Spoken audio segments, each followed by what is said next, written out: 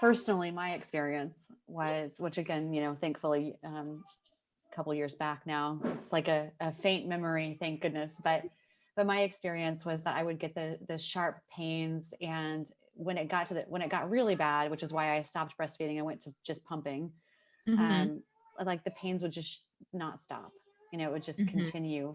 And it got to, like, I remember laying in bed with, like, I had cups over my nipples, like, so that the sheets wouldn't touch my body. So nothing, I could feel nothing on them because it was so Yeah. painful. And I was just sitting there like, it was horrible. Um, It's really bad. is that something that happens to people? Like, how often do you see that? Or have you experienced, not maybe that maybe people Often. probably had better ways of treating it than I did, but what's your No, experience been? often that people will say like, I can't wear a shirt.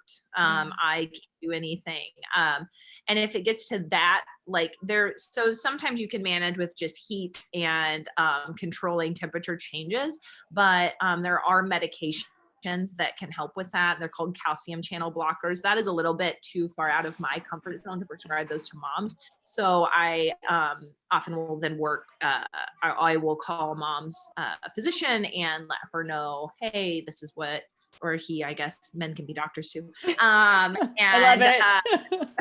You don't hear that and very often. That's great, Dr. Hughes. that's what my son says. He's like, boys can be doctors. Oh, So I will call mom's physician and I'll say, hey, this is what I'm seeing. This is what I would recommend. I don't know mom's history well enough and that sort of thing. So then I work pretty closely with mom's physician to get that treated. phenomenal. Thank you. And thank you for what you do and for the background and education and continuous study that you do. This is so needed, I feel, for moms. So I'm so thankful to have a chance to talk with you and that you live in my community. One day when COVID's behind us, I'd love to meet you in person.